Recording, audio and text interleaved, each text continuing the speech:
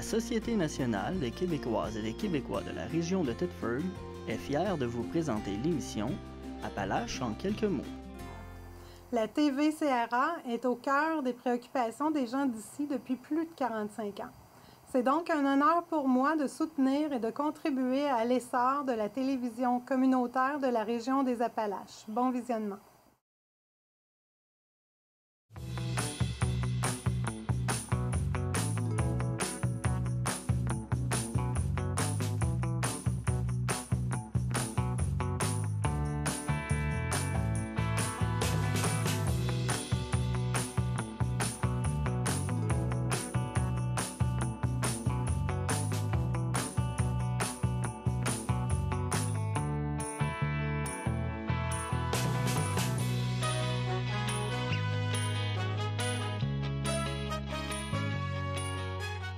Madame, Monsieur, bienvenue à votre émission habituelle d'information Appalaches en quelques mots.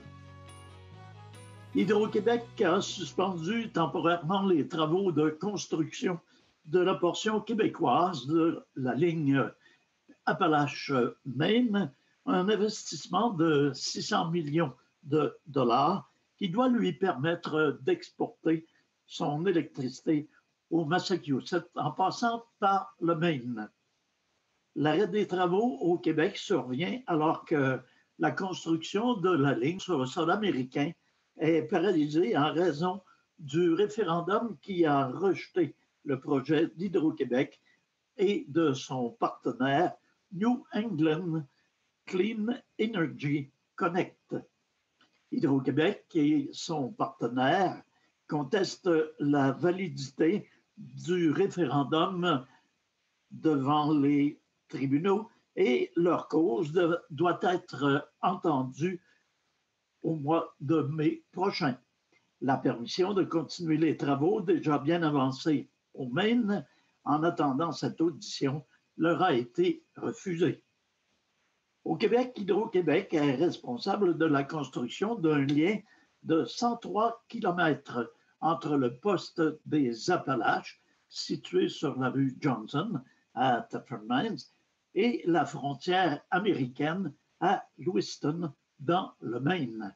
Le projet, estimé à 600 millions de dollars, a reçu le feu vert du Bureau des audiences publiques sur l'environnement et du gouvernement du Québec. La décision d'Hydro-Québec de stopper les travaux a été signifiée le 19 janvier à la Régie de l'énergie du Canada qui a délivré un permis pour le projet parce qu'il s'agit d'un lien transfrontalier.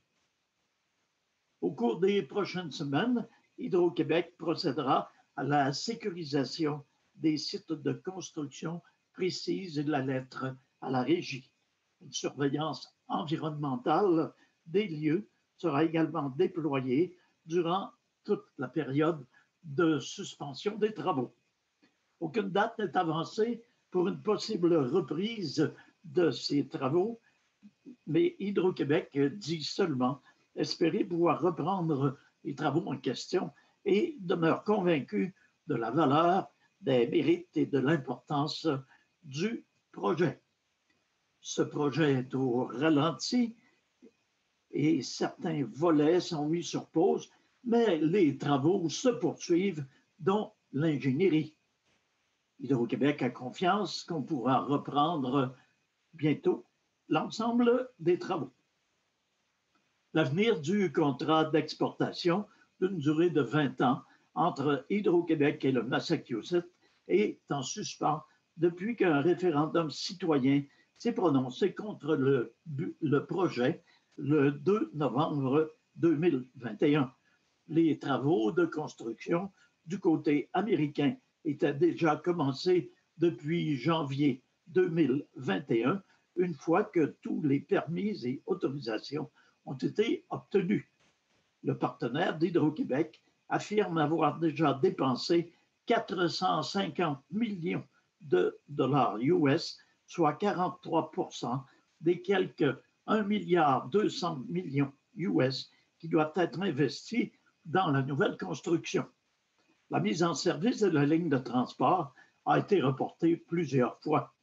Hydro-Québec s'est engagé à livrer 45 TWh d'électricité. Alors, il faut lire 0,45 TWh d'électricité au Massachusetts pendant 20 ans.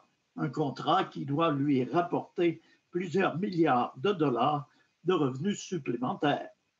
Le prix de vente moyen de l'électricité est de 8,8 cents le kilowattheure, soit le double du tarif industriel au Québec. Le projet de ligne de transport qui passe par le Maine est la solution de rechange développée par Hydro-Québec et son partenaire américain après que leur premier tracé qui aurait traversé le New Hampshire ait été rejeté. Au terme d'une année pour le moins mouvementée, la ville de Thetford Mines était heureuse d'annoncer que 2021 a été marquante en ce qui a trait aux investissements réalisés. En effet, le montant découlant de l'émission de permis représente plus de 2,5 fois celui enregistré l'an dernier, avec un total impressionnant de 120 194 657 dollars, en comparaison de 44 682 807 dollars en 2020. Les résultats se démarquent particulièrement dans les secteurs des services communautaires ainsi que des résidences multifamiliales, c'est-à-dire des immeubles à logement. Malgré le contexte difficile que nous vivons depuis maintenant presque 2 ans, l'année qui se termine a été exceptionnelle à bien des égards. Les chiffres démontrent clairement que la ville de Thetford poursuit son développement et que plusieurs personnes font le choix de vivre chez nous. Les unités de logement sont en demande croissante, tellement que les promoteurs n'arrivent pas à satisfaire aux besoins. Le marché immobilier est en pleine effervescence et nous ne pouvons que nous réjouir de cet engouement qu'ont les gens à investir dans la rénovation de leur résidence ou la construction de nouveaux immeubles, a commenté le maire de la ville de Thetford Mines, M. Marc-Alexandre Brousseau. Les services communautaires et gouvernementaux contribuent en grande partie à la hausse des investissements, notamment en raison de l'annonce de la réfection de l'unité d'urgence du CI3S de Chaudière-Appalaches, soit un montant de 25 300 000 dollars, ainsi que de la construction de la maison des aînés dans le secteur Black Lake pour un montant de 35 millions de dollars. Mentionnons également que des montants importants ont été investis pour la rénovation de plusieurs établissements scolaires, dont la polyvalente de Black Lake, la polyvalente de Thetford Mines, les écoles primaires de l'Étincelle, du Plein Soleil et de Saint-Noël, le centre de formation professionnelle, le Tremplin, ainsi que l'école primaire Saint-Patrick et l'école secondaire Andrew Stewart Johnson Memorial. Le bilan fait aussi état d'une augmentation fulgurante des résidences multifamiliales. Dans les faits, la rénovation et la construction d'immeubles à logement viennent s'ajouter, ou plutôt viennent ajouter 222 unités pouvant accueillir de nouveaux citoyens. En ce qui a trait aux maisons unifamiliales, les résultats relatifs aux constructions neuves et à la rénovation sont similaires à l'an dernier, soit un montant qui frôle les 20 millions de dollars. Finalement, il est important de souligner que certains projets majeurs ont également été réalisés dans le secteur non résidentiel, tels que des travaux d'agrandissement chez Oléotech pour 3 250 000 dollars, chez CIF Metal pour 700 000 dollars, chez Canatal pour un demi-million de dollars et chez LDTech pour 264 000 dollars. Mentionnons également l'aménagement du terrain de camping au domaine option nature pour des investissements de 475 000 ainsi que la construction de l'entreprise pneus Benoît Roy pour 850 000 à la suite des flammes du mois de mars 2021. L'année qui se termine a été très chargée, mais tellement stimulante pour le service d'urbanisme. Je tiens d'ailleurs à remercier les employés municipaux qui ont fourni tous les efforts nécessaires afin de répondre aux nombreuses demandes simultanées de mentionner la directrice du service d'urbanisme, Mme Gina Turgeon. Cette dernière poursuit en mentionnant « Nous sommes vraiment heureux des résultats qui sont le reflet de la santé économique de notre ville. Nous espérons que la prochaine année soit tout autant effervescente. » Les informations connues actuellement sont déjà très encourageantes pour 2022, notamment pour la relocalisation imminente du CLSC de Thetford, ainsi que l'ajout d'immeubles à logement.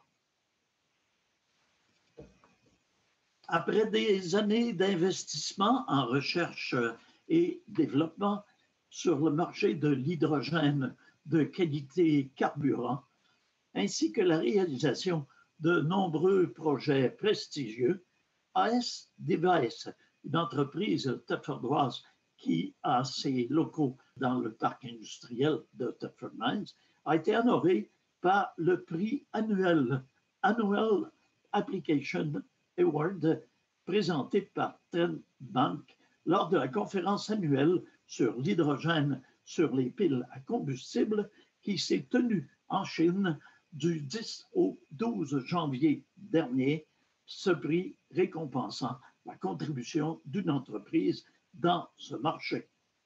C'est un début très excitant pour 2022 et une excellente façon de bâtir sur nos succès passés. Cette dernière année a été importante pour nous sur le marché de l'hydrogène avec des projets comme notre installation à Yanshan Sinopec qui fournira de l'hydrogène propre aux Jeux olympiques d'hiver de 2022, de mentionner M. André Lamontagne, président de AS Device. Et avec d'autres projets en cours à travers l'Europe et les États-Unis, nous renforçons continuellement notre position de leader du marché de l'analyse de l'hydrogène de qualité carburant, a-t-il poursuivi.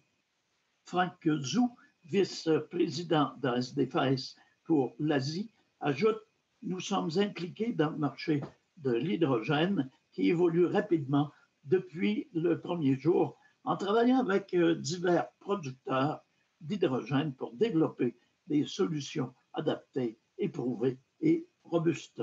Nous travaillons maintenant sur de nombreux projets pour 2022. Un autre qui a manifesté sa fierté est M. Yves Gamache, un expert reconnu du secteur, qui a affirmé que ce prix est l'aboutissement de décennies de recherche et de savoir-faire. Mentionnons que AS Device est une entreprise internationale spécialisée dans les technologies et les dispositifs d'analyse de gaz de process et de laboratoire. Les technologies et solutions d'AS Device aident les organisations à surmonter les défis analytiques en offrant des solutions analytiques robustes et de haute qualité. Nous avons déjà développé une multitude de technologies sur mesure pour les applications de l'hydrogène et nous avons d'autres innovations en préparation de mentionner M. Gamache. Alors voilà, il est temps de faire une pause pour notre capsule linguistique.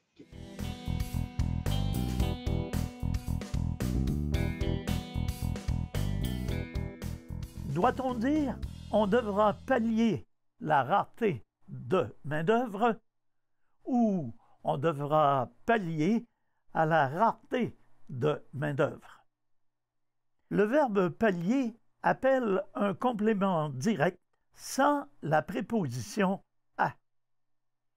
La bonne réponse est donc pallier la rareté de main-d'œuvre et non pallier à la rareté de main-d'œuvre. Par ailleurs, on dira remédier à la rareté de main-d'œuvre.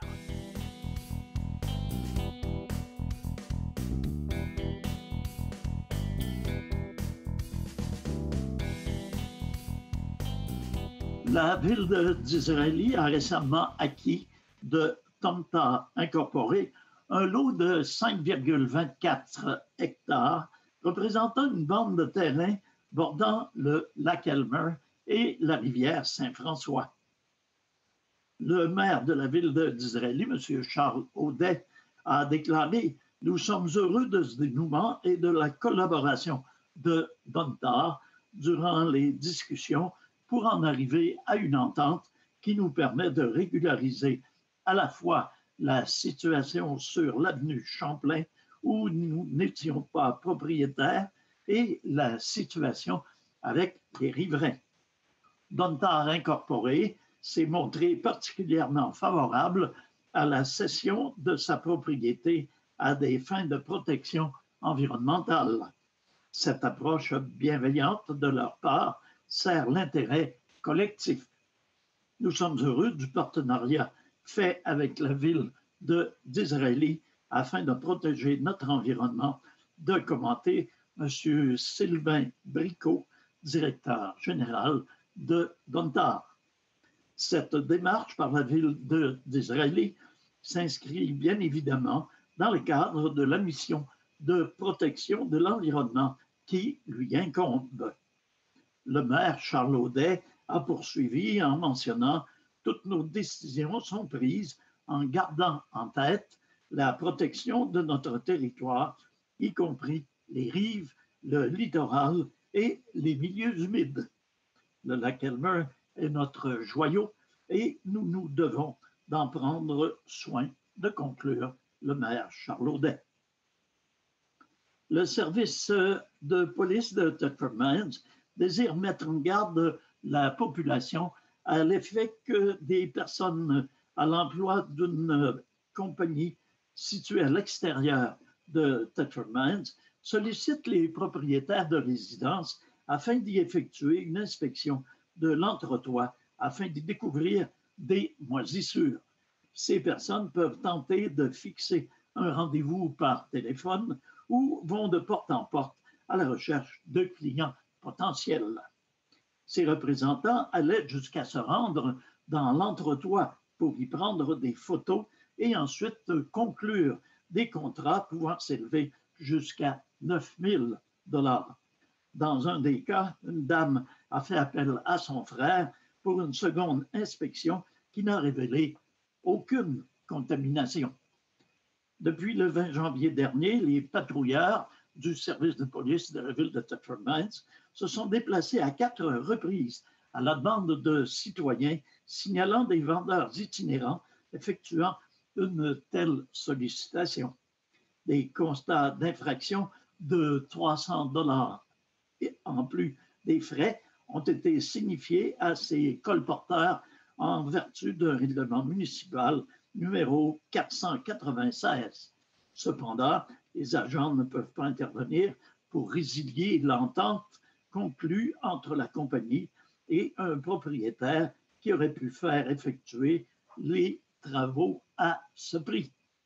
Dans le doute, un citoyen peut consulter un entrepreneur local de son choix afin de faire une seconde évaluation ou alors contacter l'Association coopérative d'économie familiale, l'ACEF, au 88 338 47 55 qui assistera les propriétaires de résidences dans leur recours en vertu des lois sur la protection du consommateur. Le service de police de la ville de Thetford Mines rappelle aussi que toute forme de sollicitation itinérante peut être signalée à la centrale de police en contactant le 88 338 01 11. Lors de la séance du conseil municipal tenue le 24 janvier dernier, le conseil municipal a annoncé qu'il sera désormais possible pour les citoyens de payer leur compte de taxes en 4 versements au lieu de 3. Cette décision a été prise en raison du grand nombre de demandes reçues de la part de la population, particulièrement depuis le début de la crise sanitaire. Le maire de la ville de Thetford, M. Marc-Alexandre Brousseau, a souligné que dans le contexte de nouveaux rôles d'évaluation et de la pandémie, qui depuis presque 2 ans a des impacts majeurs pour plusieurs travailleurs et entrepreneurs, nous croyons que cette nouvelle mesure sera accueillie positivement. Au cours du mois de février, donc, les citoyens inscrits à la plateforme électronique pourront accéder à leur compte de taxes en ligne, alors que les autres recevront par la poste. Ils pourront constater que le montant exigé a été divisé en 4 versements égaux. Les nouvelles dates pour acquitter les montants ont été fixées au 1er avril, 1er juin, 1er septembre et 1er novembre 2022. La mise en place de cette mesure engendre pour la ville de Thetford Mines des frais d'intérêt liés à l'étalement des versements sur une plus longue période. Mais les élus croient qu'il s'agit d'une décision qui sera très appréciée par les citoyens. M. Michel Verreau, conseiller municipal et président de la Commission des finances, a mentionné « Nous espérons qu'elle viendra faciliter la planification des finances de nos citoyens et diminuer les effets néfastes de la situation que nous vivons actuellement. » Et finalement, nous terminons avec la nouvelle présente. Afin de conscientiser les citoyens à l'importance de placer correctement leur bac roulant, la ville de Thetford Mines lance une campagne intitulée « Ton bac sur ton terrain, pas dans le chemin ». S'appuyant sur l'expérience des équipes de déneigeurs qui éprouvent d'importantes difficultés liées au bac placé dans les rues ou sur les trottoirs, cette campagne vise à encourager les Thetfordois à changer leurs habitudes et à placer leur bac sur leur terrain. Le message est clair, plus les bacs se retrouvent sur la voie publique, plus les opérations de déneigement sont interrompues et ralenties. En conséquence, les quartiers sont moins bien déneigés. Afin de personnaliser l'équipe de déneigeurs, la ville a décidé de créer un ambassadeur nommé Marcel, qui sera le visage de la campagne pour l'hiver 2022. Marcel se promènera dans les différents quartiers très tôt le matin pour indiquer si les bacs roulants sont placés correctement. Alors, il s'agit d'une habitude simple à adopter qui fera une grande différence dans la vie de votre déneigeur, de souligner M. Martin Régimbal, technicien en environnement à la ville de Thetford Mines. Alors voilà, c'est ce qui met un terme à notre émission d'information Appalaches en quelques mots. Je vous invite à être des nôtres la semaine prochaine pour un bulletin semblable. C'est Nelson Ficto qui vous remercie d'avoir été à l'écoute. Prenez soin de vous, prenez soin des autres et passez une excellente semaine.